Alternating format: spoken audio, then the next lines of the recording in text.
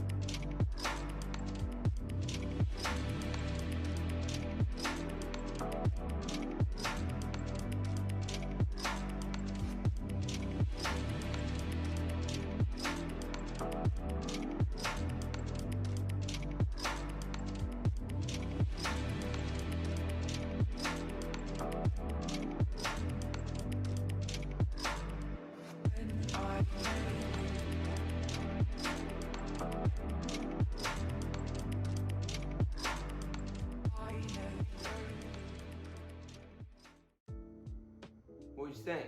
I have never made a cinematic video before.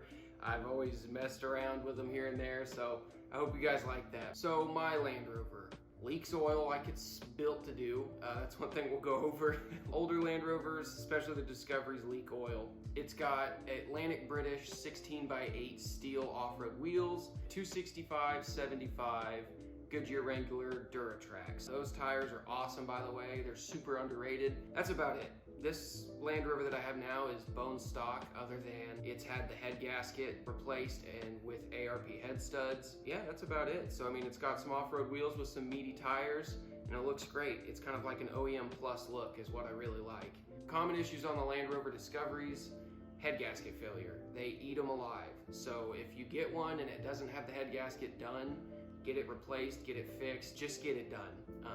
They eat them alive. Check for leaks. Most common leak would be oil leak. Honestly, it's not too big of a worry. They leak like it's their job. Mine leaks oil, and I put, about a half a quart in every week because I commute in the car. They overheat due to the coolant issues, the head gasket issues. One of the big things to do is to get an aftermarket temperature gauge, because the stock one really doesn't save you. It'll just get into the operating temperature, and if the Land Rover is overheating, it will stay there. If you see your temperature gauge on your Discovery go above operating temperature, you're already too late. So that's one thing I've learned from the forums and the Discovery owners. Get an aftermarket temperature gauge. That's about it. So get an aftermarket temperature gauge, make sure the head gasket's been replaced, and check for rust. What my plans are with the Land Rover: I like how it looks right now. The wheels fill out the wheel well pretty well. It doesn't rub. If I go off-road, it does. So I would probably do a 2-inch lift just to kind of eliminate the rubbing. I'm gonna fix the headliner. My headliner's sagging because it's an old car. I will make a video on how to remove the headliner because I'm gonna completely redo mine as well. If I do lift it, I'll probably put on a steel front and rear bumper just to give it a little bit more of an aggressive look. And then a roof rack. I wanna get a roof rack put on it, kind of like a slim flat roof rack, just so I can put some storage on the top because it looks awesome as well. That's about it for this video. I just wanted to introduce you guys to the Land Rover just like I did with the Porsche before we really get into working on either of them. Next video on the Land Rover will be removing the headliner and how to take that out and redo it. And I'll have another video coming up on the Porsche where we're gonna actually be working on the inside too. So we're gonna do some changes on the inside of the Porsche. I also got a new set of wheels for the Porsche. They're 18-inch wheels that are a little bit better for the track, as that's kind of where I'm wanting to go with the car. We've got a lot of stuff coming up. I just want to say thanks again for being here and watching this video. Make sure you guys like and subscribe if you aren't already subscribed. Leave a comment on what you thought about today's video, and also leave a comment on what wheels you guys think I got for the Porsche. They're 18-inch wheels, and I'm not even going to give you any hints. I just want to see what you guys think. We will have a video on the new wheels when I go pick them up here in the next week or two. So have a wonderful week, and God bless you guys.